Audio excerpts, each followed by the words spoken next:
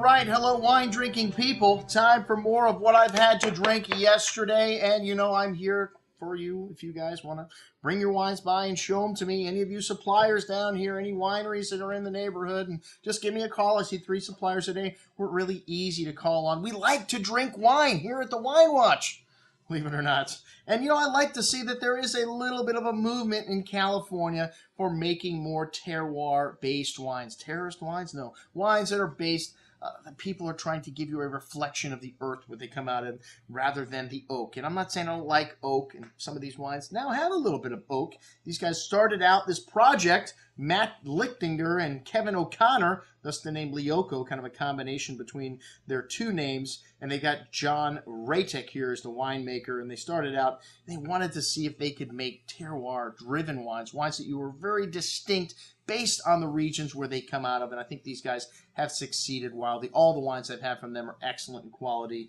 and fairly reasonably priced also. Hey, when you're making great wines like this Chardonnay from Michaud Vineyard in Chalon, Michael Michaud, the old winemaker for Chalon for many years, it's expensive, man. You know, these top vineyard sites, I mean, you're going to pay for good grapes, and hey, if you don't have good grapes, you're not going to make great wines. And this 2011, a most excellent example of a terroir-based Pinot Noir. And you get a really distinct earthiness to this one. They make 3 or 4 different single vineyard wines here, and only 10,000 cases total production on this label, though, so very small production wine. And, you know, I'm supposed to ask Jamie about John Mark's Cuffs, a new fashion statement anyways. He was just in to see us. And this wine, a very distinct minerality to it. It's known for its limestone. This is why Dick Graff went out there years ago to start Chalon, because of this outcropping of limestone he found there. And you really get a really unique earthiness to the nose here, but still some lovely raspberry and wild strawberry fruit, pretty floral notes, really nice complexity, some exotic spice also showing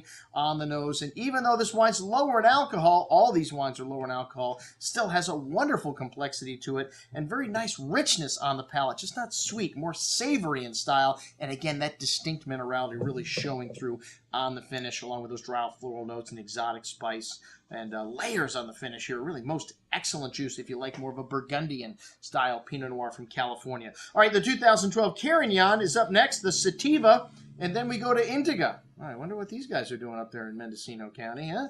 Anyways, so 2 Carignans? I mean, do we really need 2 Carignans? But they're very different. They've been doing a little experimentation, and the Sativa, they only make about 120 cases of. They do a submerged cap with this. So what happens there is you get a little more extraction from the skins, and you get a little darker fruit in this wine. You get 50 to 60-year-old vines here, so automatically you're going to get some concentration here, and got some really wild side to these Carignans, dried herbs, floral notes, more of a black raspberry fruit, really zesty acidity, and pretty floral notes on the finish. Some nice spice here, an excellent example of single varietal Carignan, as is the Indica. Well, actually, it's got a little bit of Grenache in the blend there. More of a red berry fruit in this one, cranberry, kind of a host of that exotic wild flower and spice notes coming out in the bouquet. A very zesty wine on the tongue. A refreshing red. This would be really nice chilled on a hot summer day, and really nice silky tannins in this wine, and refreshing spice and acidity on the finish. Excellent juice. I actually like the Indica a little better. What does that say about me? I'm an Indica, not a Sativa guy.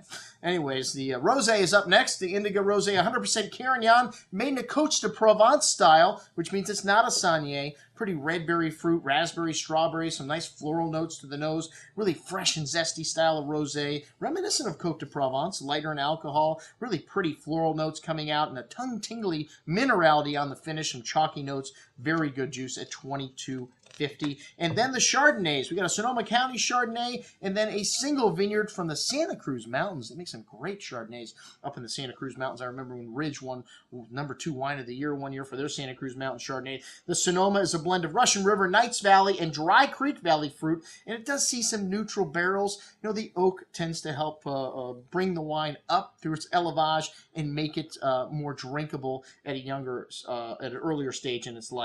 lime. And this wine's got some nice kaffir lime and lemon oil to the nose, some crushed chalky mineral notes, similar to Macon in style, really crisp green apple, nice freshness here, and bright and refreshing style on the palate, with nice complexity here for a wine without any oak, no salt and pepper in this wine, but excellent linked with this wine, and really nice balance in this wine at $26, an excellent little unoaked Chardonnay. And then the Lioco La Marisma, which is a single vineyard Chardonnay from the Santa Cruz Mountains. Actually, I think it's a collection of different vineyard sites, because up in the Santa Cruz, you don't have any large contiguous vineyards. You've got different exposures, and usually you have several different little vineyards based on what exposures you can get the grapes ripe at. This one's definitely a shade up in concentration and richness on the nose. A decadent poached pear, lemon drop candy fruit, kind of notes of beeswax, really nice complexity. A little vanilla shown in this wine too. That's usually from the oak there. Really rich on the palate, lovely creamy texture here, layers of fruit, tangy minerality, and a touch of that vanilla spice on the finish.